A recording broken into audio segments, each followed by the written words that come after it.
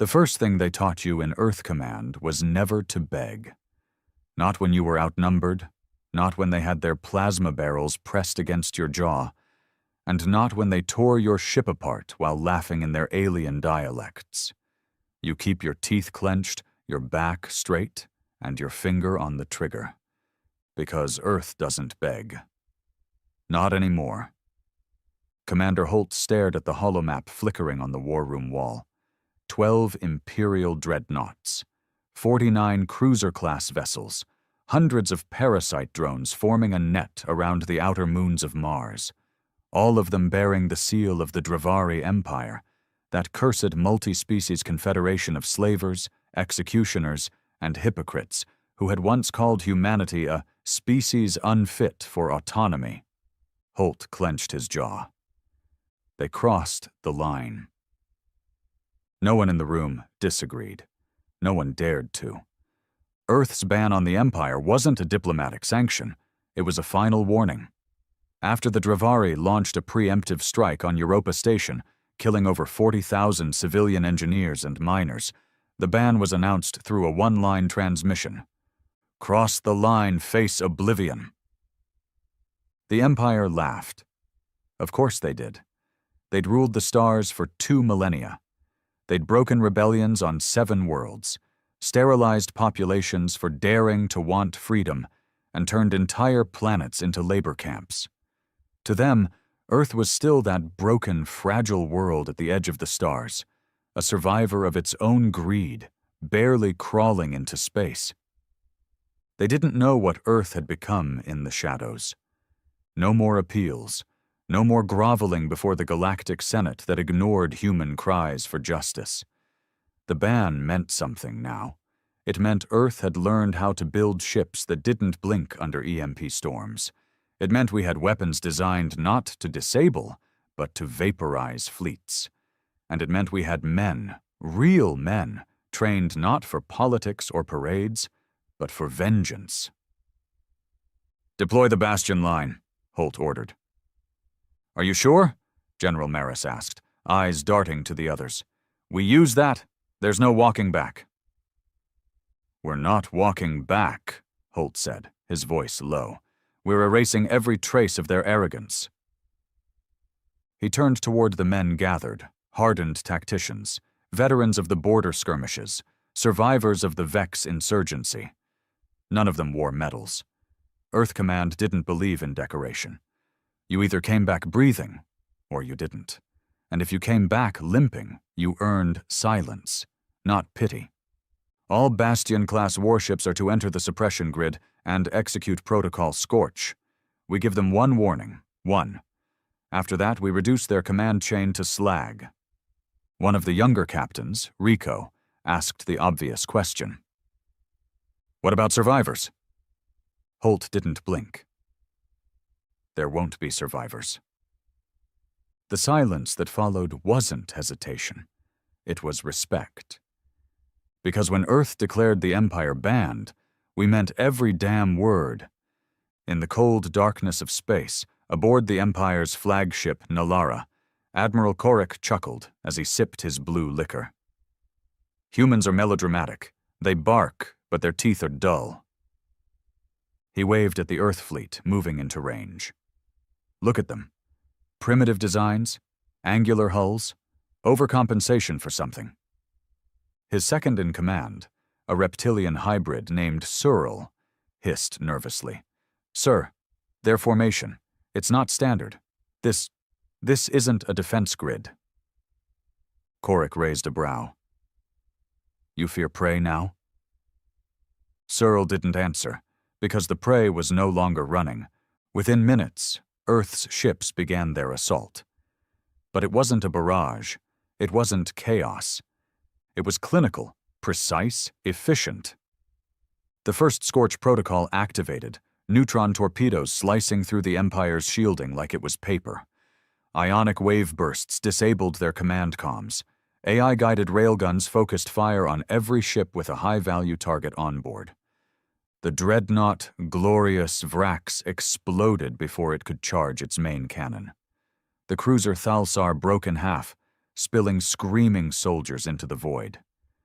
There were no warning shots, no second chances. Earth had banned the Empire.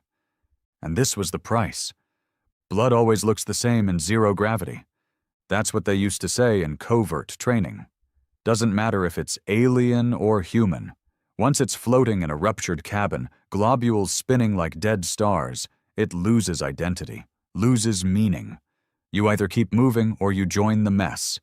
Commander Holt stood silently aboard the ECS Revenant, the flagship leading Earth's counterstrike. Through the reinforced viewport, he watched as flaming wreckage spiraled across Martian orbit, fragments of what used to be the Dravarai Sixth Fleet. The Empire had lost more ships in the past 6 hours than in the last 3 centuries, and they weren't retreating. They were panicking. The comms buzzed behind him. "Sir, we're receiving a long-range hail from the Empire's Admiralty, encrypted, marked diplomatic priority."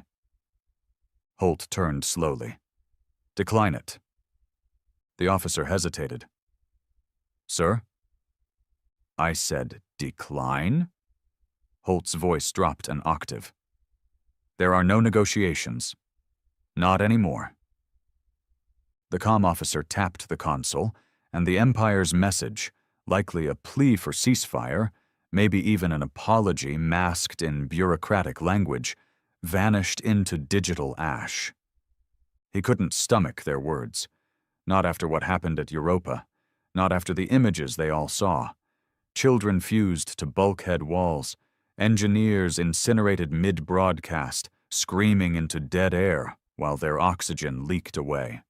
The Empire called it a miscalculated strike. Holt called it a deliberate massacre. And now they were paying. "Status on the Bastion line?" he asked. "Fully deployed," said General Maris, stepping up beside him. "We've locked their outer rim defenses in a cross-fire pattern.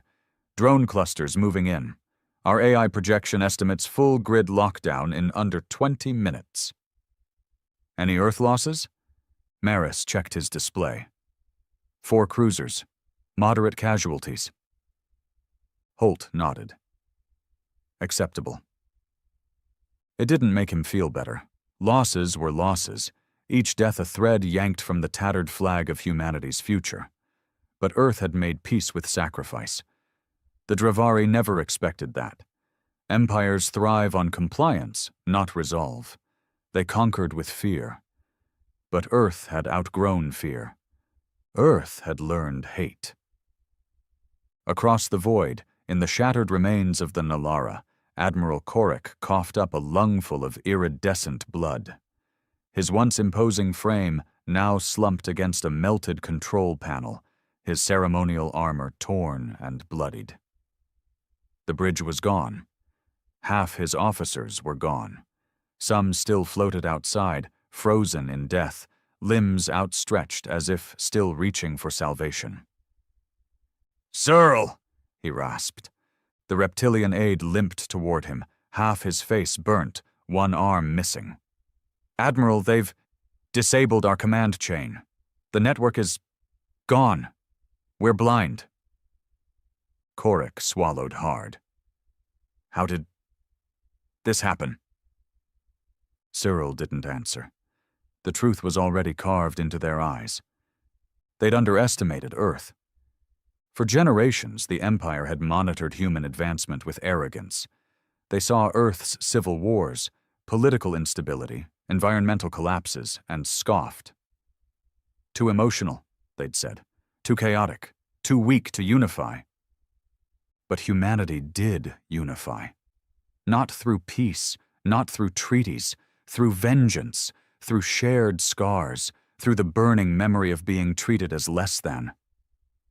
"They've evolved past us," Searle whispered. "Not biologically, strategically, psychologically. They don't just want to win. They want to end us," Korik finished. Back aboard the Revenant, Holt walked the dim corridors alone. Not out of solitude, but out of ritual. He always walked the ship after the first kill wave, to remember, to stay grounded. Every war had a beginning, and he never let himself forget the cost. He passed the infirmary first, medics working in silence, sealing wounds, replacing limbs. There was no wailing, no prayers, just pain and protocol. Further down the hall, he passed the engineering wing. Sparks rained from open conduits as teams worked double time, reinforcing hull sections, stabilizing life support. Even the AI assistants had a tired edge to their voices. And finally he stopped at the memorial bay. This was where the bodies were stored until returned to Earth, if they ever made it back. Some were already wrapped, sealed in gray polymer, tags embedded in the chest. No pomp, no trumpets. He knelt near one. Private Callan Veras, age 19, fire control technician. Barely more than a boy. Joined out of vengeance, parents killed in the Mars riots sparked by an Empire-fueled food collapse. "You made them pay," Holt whispered. "That's more than most get." He stood slowly, jaw tight. Back on the bridge, another message pulsed through the emergency channel. "Urgent. Civilian massacre in Calra Fath Colony." Holt's fists tightened. He scanned the brief. The Empire, in desperation, had launched a retaliatory assault on one of Earth's fringe settlements. No strategic value, no military presence, just farmers, children, over 12,000 dead. No survivors. "They're losing," Maris said grimly, reading the same report. "And like all tyrants, they're lashing out at the weak." "Good," Holt muttered. Maris raised a brow. "Good. It makes what comes next easier." Holt turned toward the main war table. A new operation was already taking shape. One Earth had kept under Black Seal authorization. Until now. Project Iron Howl. A full-spectrum orbital saturation. Thermonuclear strikes backed by kinetic dusting and biochemical sterilization drones. The target wasn't a fleet or a base. It was the Empire's homeworld, Draxion Prime. "Launch it," Holt said. Maris didn't flinch. "No evacuation window?"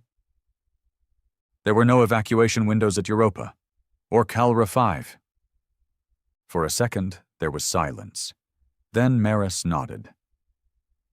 "Understood." 6 hours later, the Iron Howl protocol began. Draxion Prime never stood a chance. First came the sky-darkening kinetic rods.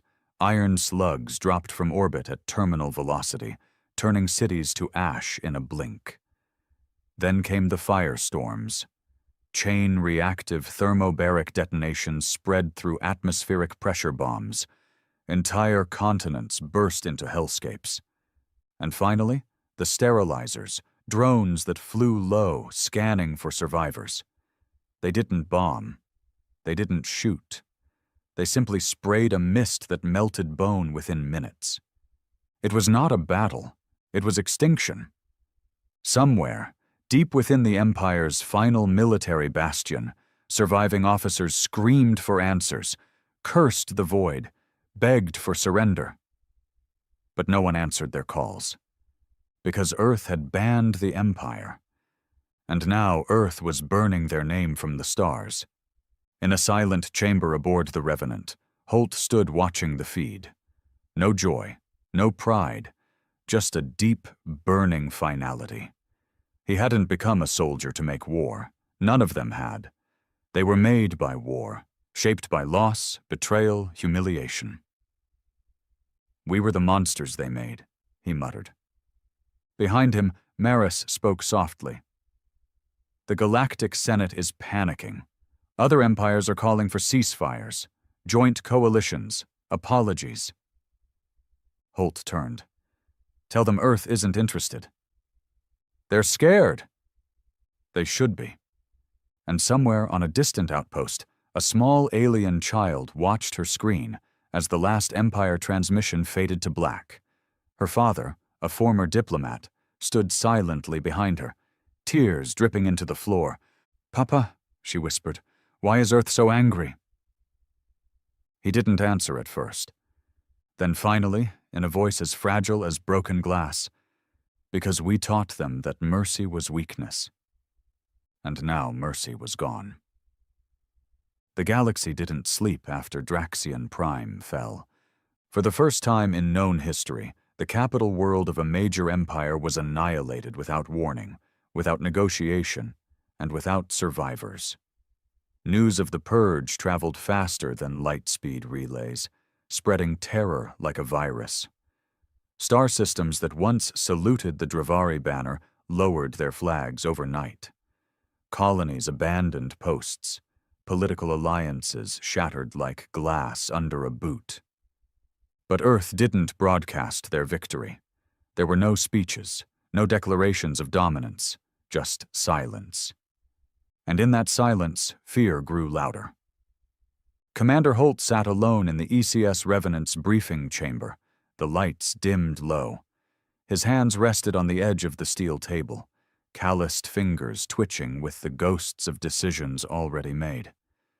He hadn't slept since Iron Howl launched, not because of guilt. Guilt was a luxury. He didn't sleep because the war wasn't over. You don't burn a world and expect forgiveness. You burn a world because you never want to see that flag fly again. The door hissed open. General Maris stepped inside, a data slate in hand and a look of quiet dread on his face. "We've received transmissions from 8 different systems," he said, not bothering with small talk. 3 are pledging allegiance to Earth. 4 are demanding humanitarian support. One's threatening a retaliation if we don't stand down. Holt raised an eyebrow. "Let me guess. The Yerex Alliance?" Maris nodded. "They're calling the Draxian strike a war crime. They've already issued a warrant for your arrest." Holt gave a short, humorless laugh. "Let them come. They'll break on our hull like the rest." But Maris didn't smile. "We're not invincible, Holt. The more we escalate, the more desperate the galaxy gets. Desperate people make reckless decisions." Holt stood, eyes cold. "Good. Let them gather. Let them unite. If they want a reckoning, Earth is done whispering. We'll write our truth in fire." Maris hesitated before handing over the slate. "There's one more thing.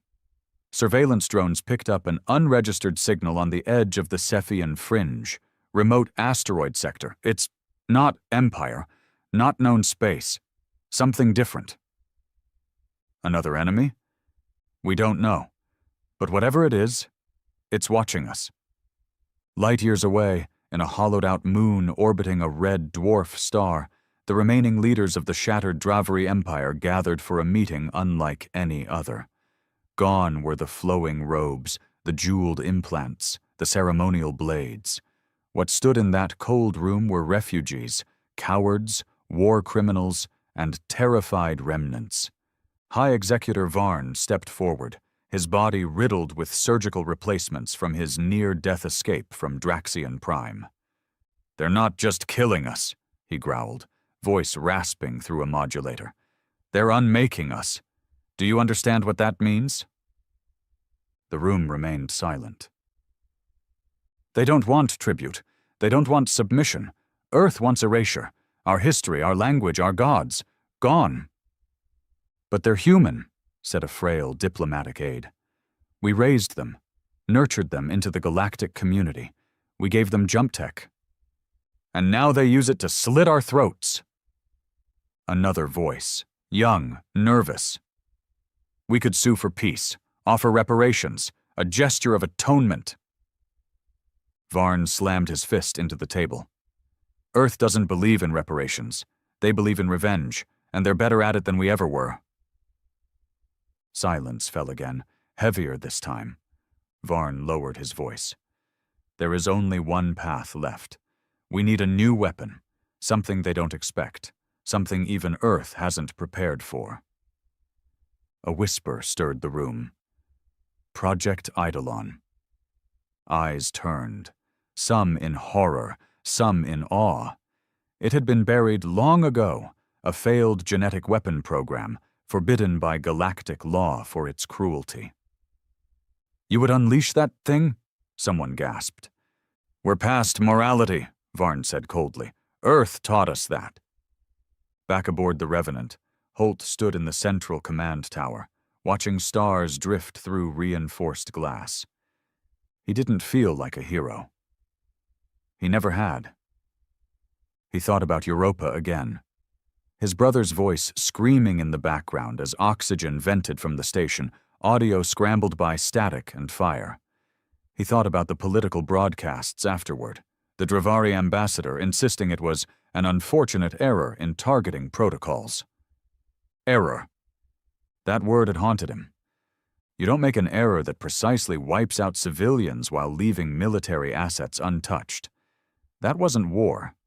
That was a message, a warning to Earth to stay in its place, and Earth's answer had been fire. A soft chime interrupted his thoughts.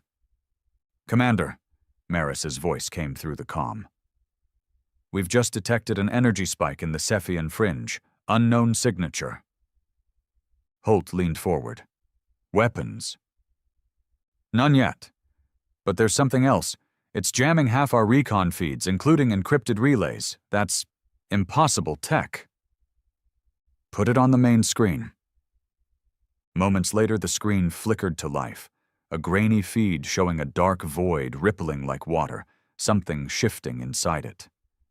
Then, slowly, a shape began to emerge. It wasn't a ship. It wasn't anything recognizable. It looked like bone. A massive skeletal structure curled around a pulsating black mass. No lights, no engines, just a silent, dying heartbeat. What the hell is that? Maris whispered. Holt didn't speak. He was already moving, issuing orders. Wake the Council. Mobilize Titan units. Full-scale alert. I want every Earth defense grid active in the next 30 minutes. You think it's a threat? No, Holt said grimly. I think it's the last card they have. The thing in the fringe didn't move at first, but the longer Earth watched, the clearer it became that it wasn't dead. It was waiting. And then it began to speak. Not with words, not with frequencies. It invaded minds. Dozens of Earth operatives collapsed with seizures. Some began muttering in alien tongues. One screamed until his throat tore open. Psych teams were useless. This wasn't technology. This was ancient, biological, cosmic. A weapon born from madness. Maris called it what it was. A god killer. It's not meant to fight fleets, he said, pale. It's meant to erase civilizations. But Earth had already made its choice. They didn't kneel. They didn't parley. They prepared. In the hidden war labs beneath Earth's surface, places where sunlight never touched and laws meant nothing. Old contingency plans were reactivated. Project Revenant Core. The concept was simple. Merge a dying soldier's mind with an AI battle frame. Human emotion, machine calculation, rage without pause, conscience severed. They'd only ever made one. It had gone rogue. Now they needed it back. Deep inside a forgotten asteroid vault, buried beneath layers of fail-safes, Earth's deadliest creation opened its eyes. No name, no rank, just a purpose. Holt stood before the armored shell, watching as the figure inside stirred from cryo. You're not a man anymore, he said quietly. You're not human. The thing looked up, eyes glowing cold silver. I wasn't human when they murdered my family, it replied. Holt nodded once. Then make them remember. The war wasn't over. It had just evolved. What had begun as vengeance was now a war for dominance. Earth had broken the Empire, but something darker was awakening, something even older than empires. And humanity, for all its rage, would soon learn the cost of being feared. Because when you erase your enemies, you erase the balance. The thing in the Cephian fringe had no name, not in any language spoken by the Empire or Earth. It existed before names, before speech. It wasn't created. It had simply endured, waiting like rot in the foundation of a dead empire's pride. The Dravari called it Project Eidolon, though the name was more for their own comfort than for identification. They thought they could control it. They were wrong. It didn't respond to commands. It responded to pain. And after Earth's genocide of Draxion Prime, it awoke with hunger. On the ECS Revenant, every surface buzzed with activity. No soldier rested. No station stood idle.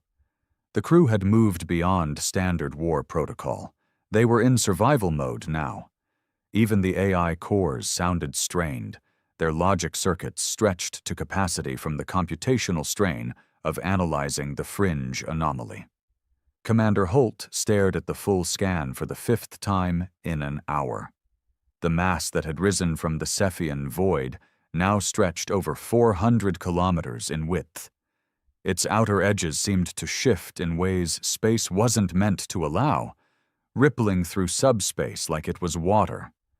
One moment it appeared dead, the next it felt aware.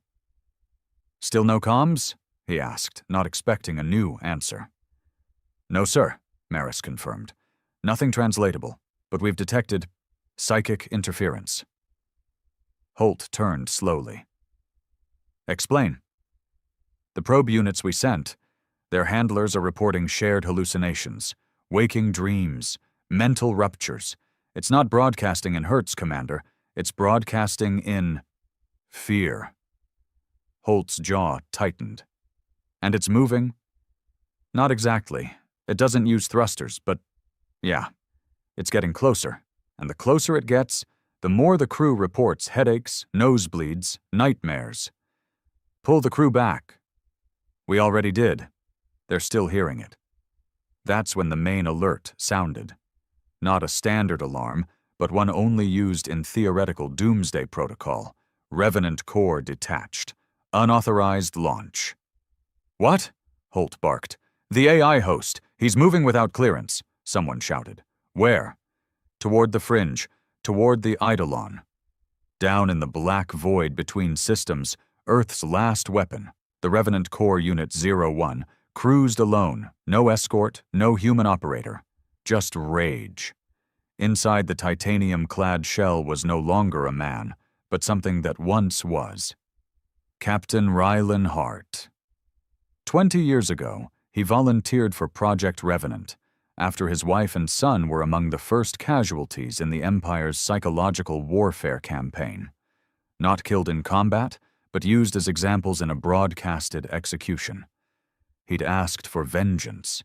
Earth had given him the tools. Now he was part ghost, part machine, part fury. And something inside him resonated with the Eidolon. As he drifted closer, his neural interface trembled, not from malfunction, but from recognition. He felt it before he saw it. That thing wasn't just alive. It was aware, and worse, it understood him. "You are like me," it whispered into his skull. He clenched his fists, servo motors whirring under alloyed skin. "No," he growled. "I'm worse."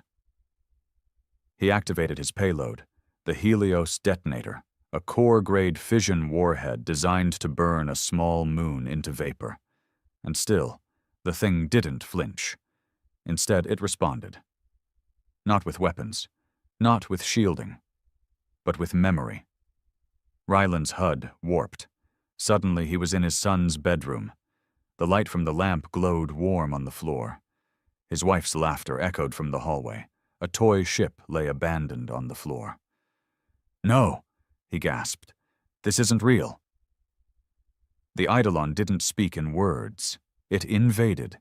It hijacked neural patterns, not just to attack, but to remind. It flooded him with everything he'd lost, everything he'd buried. It broke open the coffin of his grief and poured it into his mind. He screamed. In space, no one could hear it. Back on the Revenant, alarms flared. "Core unit's vitals are spiking. Feedback loops destabilizing. Neural collapse imminent." "Pull him out," Holt snapped. We can't. He's locked the sync node. A technician slammed his fist into the console. He's trying to fight it. Maris stood frozen. Then he's already lost. But Rylan Hart didn't die. He did something worse. He merged. The warframe stopped drifting. It shifted, adapted, began to glow, not with Earth's tech, but with something far older, darker. The Eidolon wrapped itself around the core, not as a weapon, but as a shell. A cocoon. A new being was forming, and Earth felt it. Inside Earth High Command, red alerts flickered across every continent. Satellite feeds died. Communications scrambled. Civilian networks choked under the pressure of billions trying to understand what was happening. They didn't know the name Eidolon, but they knew fear. Children screamed in their sleep, drawing symbols they shouldn't have known. Old men wept at phantom voices, and in the streets of New Europe, a man walked into traffic muttering, "It's already here." Holt stood at the center of the chaos. "We've lost Rylan," Maris said. "No," Holt whispered. "We unleashed him." Maris's voice dropped. "Sir, we may have created something worse than the Empire ever did." "Then we finish what we started." Operation Final Echo was the last contingency. It wasn't designed to win a war. It was designed to stop the end of everything. It involved quantum destabilizers, atmosphere burners, soul scrub tech, the kind of weapons banned by every race that ever reached the stars.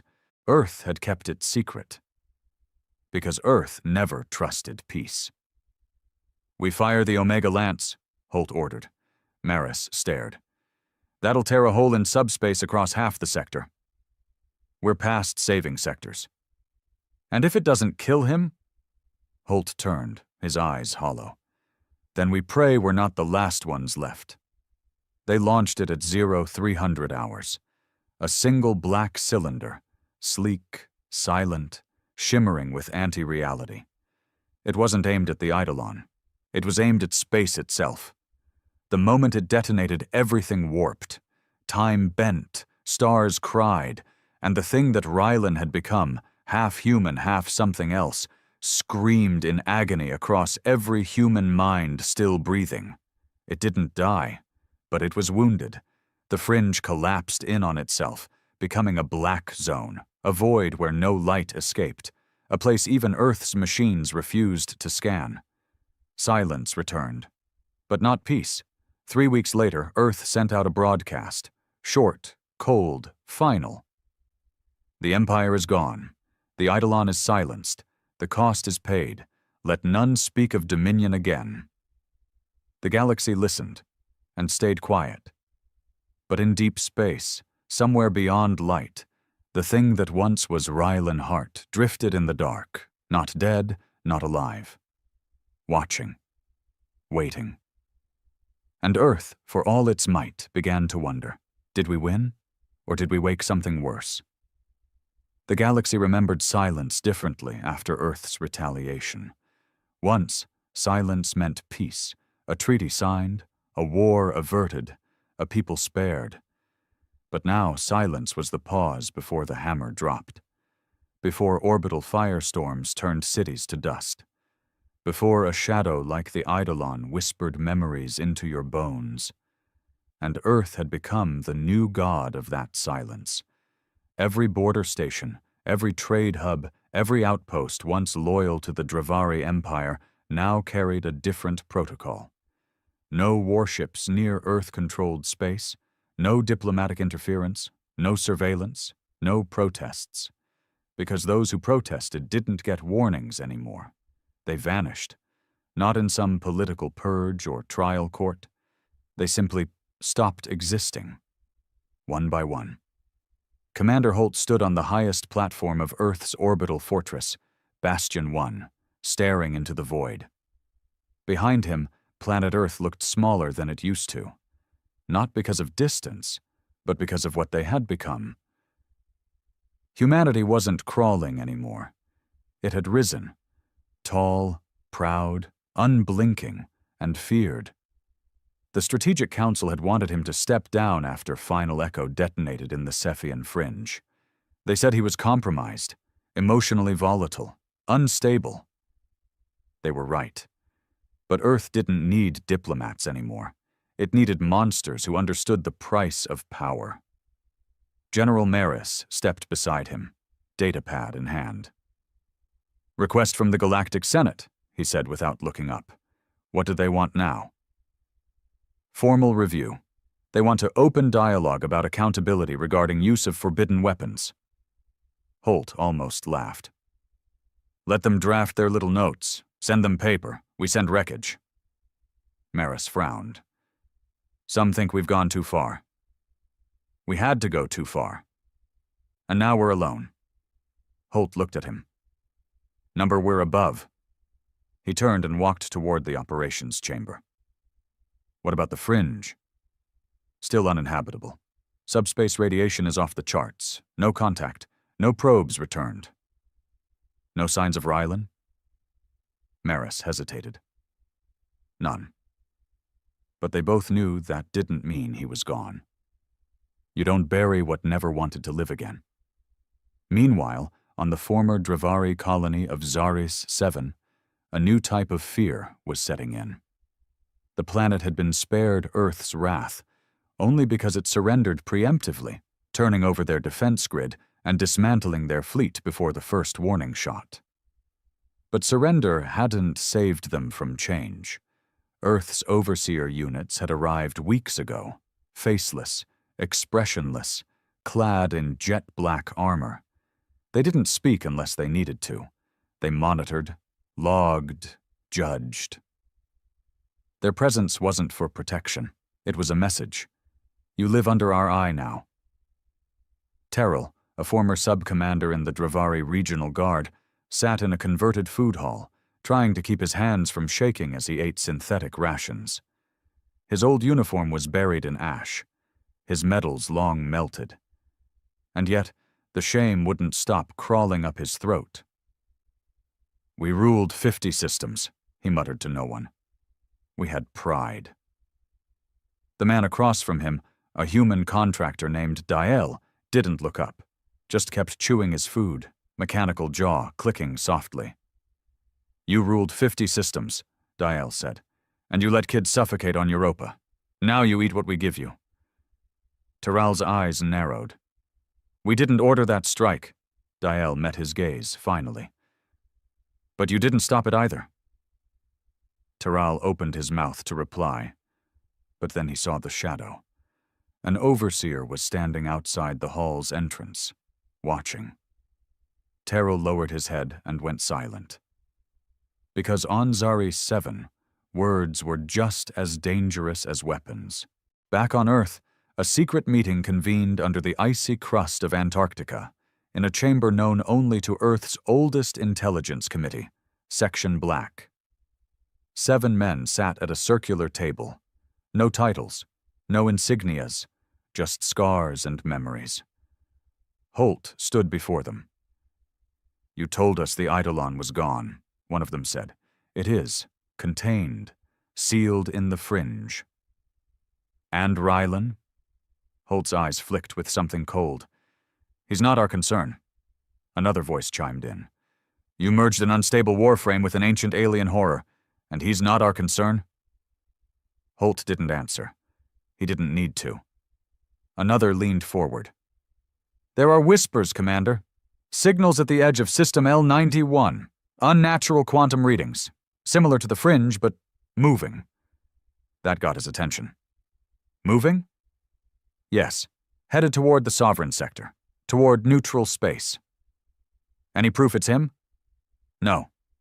"Then stop the whispers. Or Earth will." But the whispers didn't stop. Because Rylan was moving, not with ships, not with engines, but with thought. The Eidolon had changed him, bonded with him in a way even Earth's science hadn't predicted. He was no longer a man of flesh or code. He was something beyond both. He had seen memories that belonged to stars. He had heard screams that lasted longer than galaxies. And now he had purpose again. But it wasn't vengeance. It was judgment. He drifted toward neutral space, a sector untouched by empire, free of Earth's eye, populated by drifters, traders, and colonies that refused to pick a side.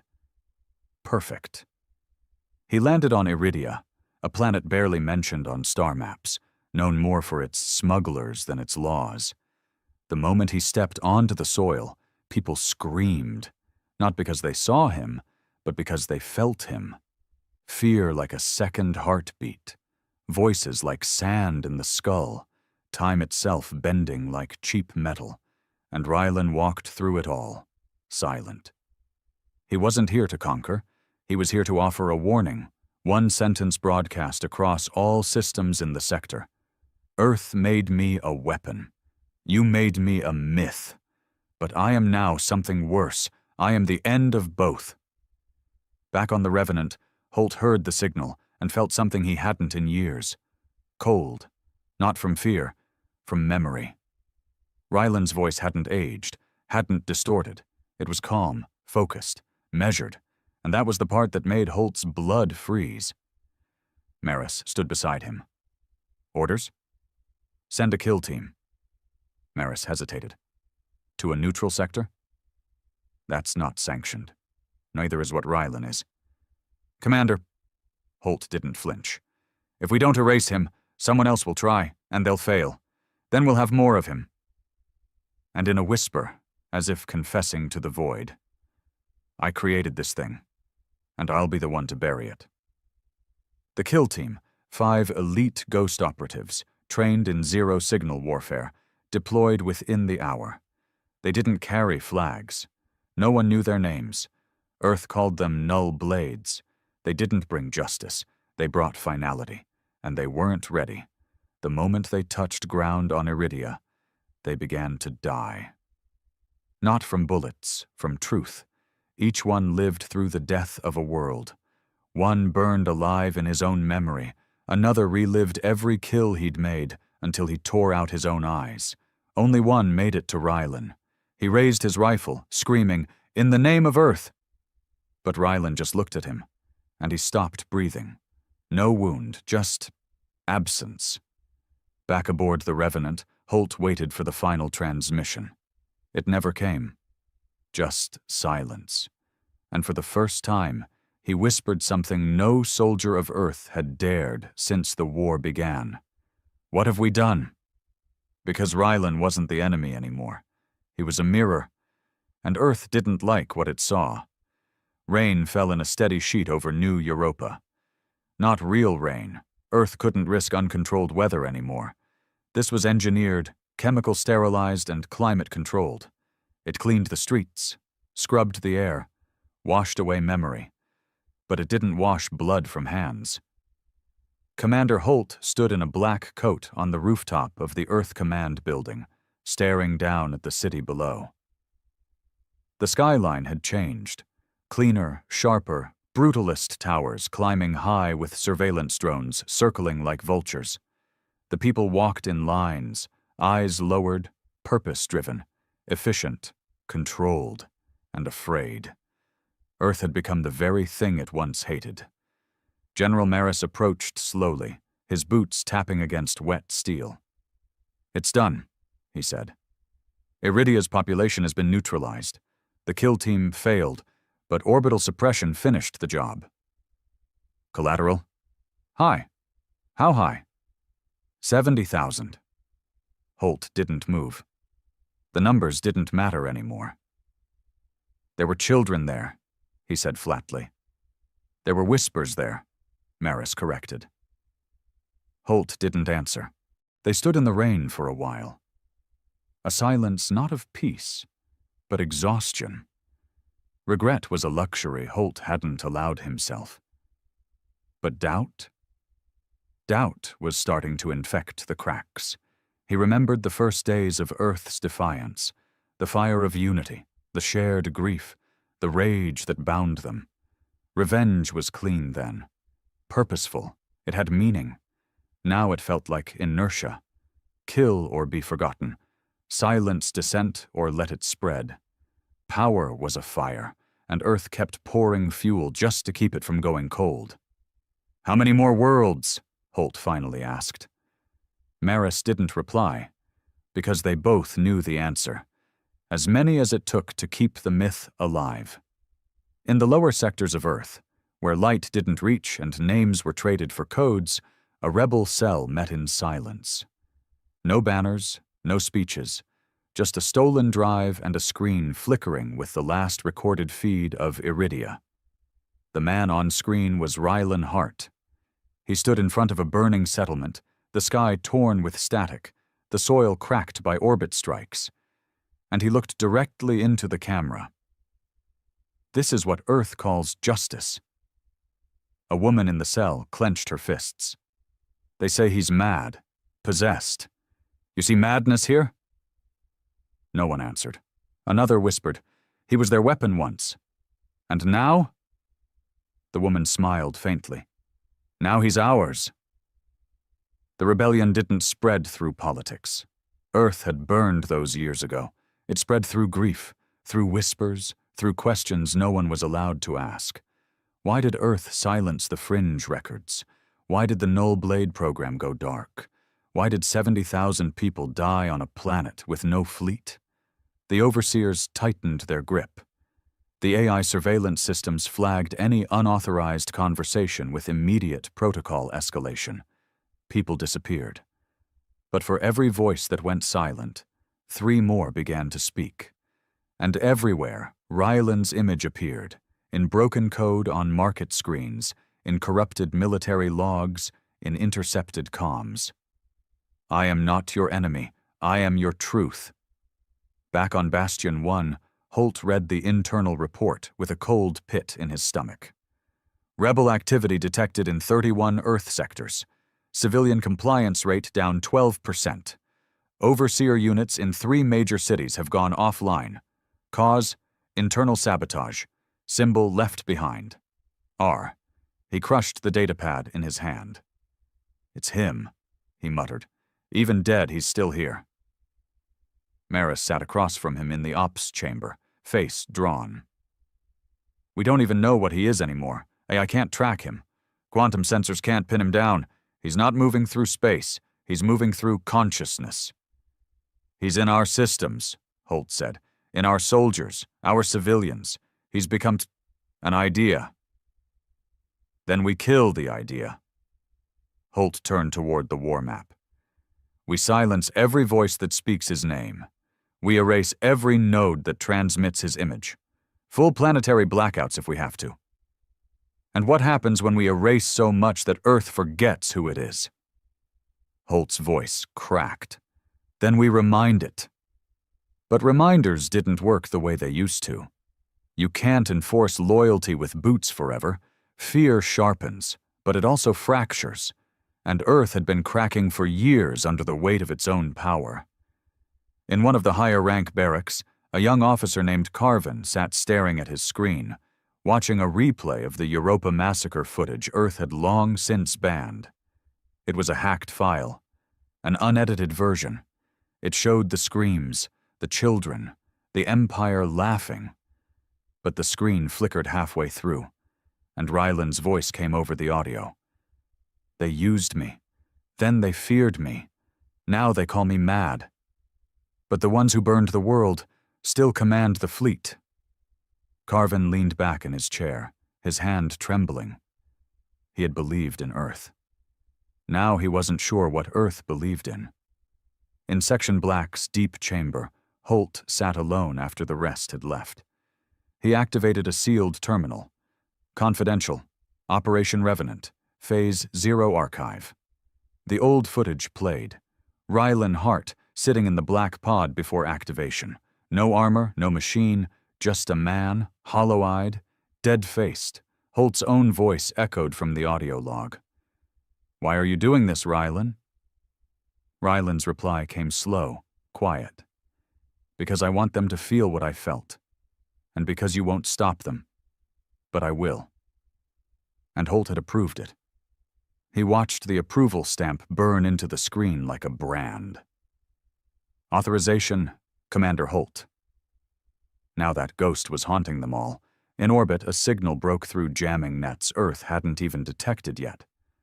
A planet called Virion 3, long abandoned, was lighting up with quantum codes. Not military, not empire, not Earth. Just a single repeating message. I will return. Not as a soldier, not as a god, but as your reckoning. R. Holt read it. He said nothing. But for the first time since Europa, he closed the war map. And he wept. Not for the dead, but because he finally understood the truth. They hadn't created a weapon. They had awakened a conscience. And that, in the end, was what Earth could never control. The war room of Bastion 1 used to be a place of certainty. Steel walls reinforced with triple-layer shielding. Command tables lit with holographic projections of distant systems. Dozens of uniformed officers taking orders with robotic precision. It was the mind of Earth's war machine, flawless and brutal. Now it felt like a tomb. Half the systems on the display blinked red. Rebel signals were surfacing in clusters, on Earth, Mars, the moons of Titan, even deep space colonies that once begged for protection. Commander Holt stood still as the map glitched, Ryland's symbol pulsing faintly over former strongholds. An R simple. Damning. Status? He asked coldly. General Maris didn't respond immediately. His jaw was tight, eyes sunken.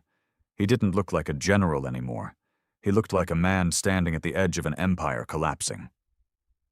17 planetary networks have gone dark in the last 72 hours, he finally said. Drone swarms sent to re-establish control were hijacked. Hacked? No. Maris turned. Redirected, reprogrammed. They didn't attack. They delivered food, power, medical aid, then vanished. Who's behind it? Maris gave him the look he already hated. You know, below Earth's upper colonies, a new faction had emerged. Unnamed, unseen, but everywhere. They didn't carry weapons in the traditional sense. They carried proof. Footage Earth buried, conversations redacted, experiment logs Holt himself had sealed. They didn't scream for revolution. They just asked questions Earth couldn't afford to answer. And wherever their messages reached, people listened. Soldiers deserted. Technicians sabotaged relays. Civilians offered safe houses. And Rylan Hart, or what he had become, was the name whispered in every dark corner as if it were both curse and salvation. He wasn't leading them. He was them. The fractured conscience of humanity made flesh. In a sealed chamber of Earth's Department of Memory Regulation, 2 black-suited agents reviewed an intercepted transmission from the outer colonies. A child, no older than 10, sitting on rubble, reciting something with his eyes closed. They called us enemies. We only asked for breath. They gave us fire. We learned to burn. The agents didn't speak. One pressed a button. The screen blinked out. No one logged the file. No one would remember. Back on Bastion 1, Maris finally broke the silence. There's a moment, he said, when a man realizes the monster he made was better than the monster he became. Holt didn't look at him. This is mutiny. It's awakening. No. Holt turned, voice rising. It's weakness wearing the skin of enlightenment. These colonies, these rebels, they don't want peace. They want control, just like the Empire did. And Rylan. Holt's face tightened. He's not human. He was. Not anymore. Maybe that's why they follow him, Maris whispered. Because he stopped lying to himself about what we became. That was the first time Holt struck him. Hard. Knuckles cracked against cheekbone. Maris staggered but didn't fall. Holt breathed hard, hands trembling. He didn't even remember making a fist. He didn't apologize. He couldn't afford to. Earth declared Protocol Umbra the next day, a global information blackout. All external transmissions were severed. Civilian networks went dark. Personal devices became state property. Every image, every voice, every symbol associated with Rylan Hart was to be purged. No memory, no myth, no man, only control.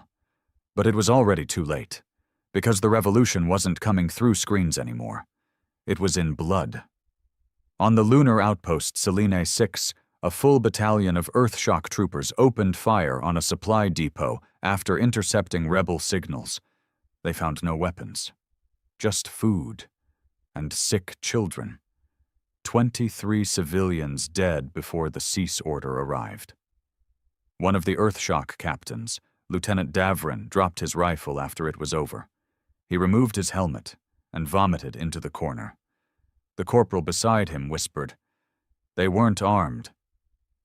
Davrin looked around, saw corpses, soot, melted steel. He whispered Ryland's message to himself. "I did not come to save you. I came to show you the mirror."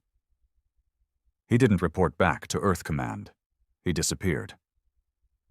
And that night, Selene 6's defense grid failed, not from enemy attack, but internal sabotage. By morning, the Earth flag was gone, replaced by the symbol of a single burning R. Meanwhile, in the void between sectors, Rylan Hart drifted within the shell of what remained of the Eidolon. It was no longer a weapon, no longer a parasite. It was a vessel now, a carrier of thought, of memory, of pain. He did not need food, nor sleep, nor breath. He only needed clarity. And as he floated among forgotten stars, he whispered the names of the dead. Each one echoed through the minds of those who followed him, and even those who didn't. It wasn't a speech, it was a list. Varus, Callan, Mira Holt, Lenore, Rain, Europa, Draxion, Iridia, Selene 6, names that no longer appeared on Earth records. Victims turned ghosts, stories Earth tried to erase. But he was those stories now. And for every name, a new voice rose, some to fight, some just to remember. But all to choose. On Earth, Holt watched one of the last functioning planetary feeds. A riot in Sector 4 turned massacre. Dozens shot in the streets, no weapons, just words. He didn't flinch, didn't blink, but his hands wouldn't stop shaking. Maris stood behind him, bruised but silent. "You still believe in him?" Holt asked. "In Rylan?" Number Inus Maris didn't answer, because the truth was now too loud to deny. They had become the new empire. But worse, because this time there was no galaxy left to blame. The next morning, Earth's skies flickered. A planet-wide glitch pulsed through every surveillance system, every satellite, every military HUD. Then, just for 2 seconds, every screen blinked white, and a phrase appeared in red. "What you kill doesn't stay dead. It becomes the thing your children worship." By nightfall, 28 more cities were in lockdown. The people weren't running anymore. They were organizing. And Ryland's name was no longer whispered. It was shouted. And Earth's soldiers, the ones who still followed orders, now had to decide. Pull the trigger, or put the gun down. The skies over Earth turned red before dawn, not from bombs, not from warships, not even from rebellion, but from the sun rising through the smoke of a burning world, a world that had ruled the stars, erased its enemies, and now stood on the edge of its own undoing. Cities burned in silence. Not one broadcast went live. The networks were gone. The AI satellites had gone quiet. The overseers, Earth's so-called guardians, had been pulled down by the very people they once patrolled. The black metal shells were now strung from towers like warning signs. "We are not afraid of you anymore." In the capital, once called New Europa, Commander Holt walked alone through the empty halls of Earth Command. No guards, no aides, no ceremony, only echoes.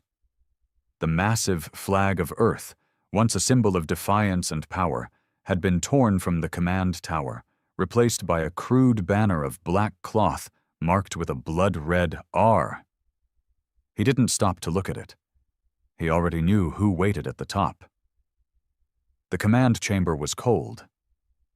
Wind swept in through the shattered observation glass. The war table, the same one that launched 1,000 strikes, now lay broken, half-crushed beneath fallen steel.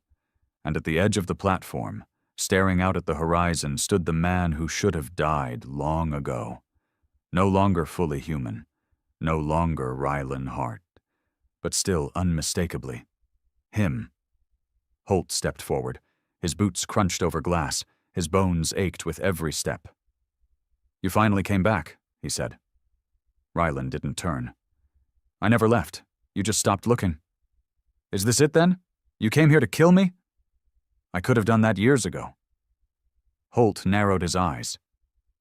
"Then why didn't you?" Rylan turned. And for the first time, Holt saw what he truly was. Not a god, not a weapon, not a myth, but a man made of every death Earth refused to acknowledge. Skin like ash, eyes like cold iron, a voice that carried the silence of every name Earth deleted from its records. "I came here to bury you," Rylan said quietly. Holt laughed once. Bitter. Tired. "Then finish it." But Rylan didn't raise a hand, didn't draw a weapon. He stepped forward and held out a data chip. "What's this?" "Everything," Rylan said. "The truth. Europa, Draxion, Iron Howl, the Nullblades, the Fringe, the experiments you authorized, the rebels you erased, the innocents you incinerated to preserve the lie." Holt looked at the chip and didn't take it. "You think this fixes anything?" "No," Rylan said, "but it ends the illusion. I was trying to protect Earth. You were trying to protect yourself. They would have destroyed us, you know that. And now we've become them," Rylan said. "Only worse, because we justified it." Holt looked away. And in that moment he felt it all. Every soldier he ordered to die, every child he sacrificed in the name of containment.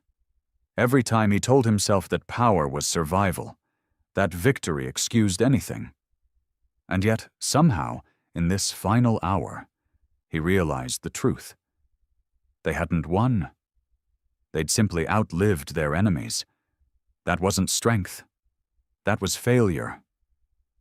Down below, across the world, the revolution reached its end, not in violence, but in silence. Cities lit up with a new signal. Every screen, every device, every public node broadcast one feed. Rylan Hart, standing atop Earth Command, facing his creator. Not yelling, not calling for blood, but offering the truth. And people listened. Not because they believed in him, but because they had already stopped believing in everything else. Holt finally took the chip. He turned it over in his hand. Small. Simple. But heavier than any bomb he'd ever dropped. "People will want vengeance," he said. "They already took it," Rylan answered, "but now they want answers." "And what if the truth breaks them?" "It'll set them free." "I don't believe that." Rylan stepped back. "You don't have to. You're not the future anymore." Holt looked up. For the first time in decades, he wasn't sure who he was without a war to fight, and that scared him more than Rylan ever had. "What happens now?"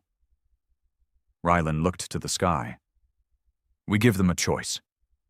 Over the next 7 days, the galaxy watched as Earth unraveled. The files leaked, the hidden crimes exposed, the bodies unearthed, the mass graves catalogued, the civilians forgotten by war finally remembered. But instead of burning Earth to ash, the galaxy paused. Because vengeance had already been served, now came rebuilding, and for the first time in living memory, Earth asked for nothing. No reparations, no demands, no excuses, just silence, and the faintest whisper of apology. Commander Holt never stood trial. He walked away from Earth Command that day. Some say he died in the wastelands beyond Sector 9. Others say he went to the fringe, looking for peace where nothing lived. But a few believe he found it, and never came back. Rylan Hart vanished again. His symbol stopped appearing. His voice faded from the networks. Because he was never meant to rule, only to remind. And those he inspired? They started over. Not perfect, not pure, but free. And in time, the R stopped meaning Rylan. It meant reckoning. It meant remember. It meant resist, not against power, but against the lie that power justifies everything. And so it ended. Earth had banned the Empire, crossed the line, faced Oblivion. But in the end, what saved humanity wasn't war. It was the truth they tried to bury, and the man they couldn't kill.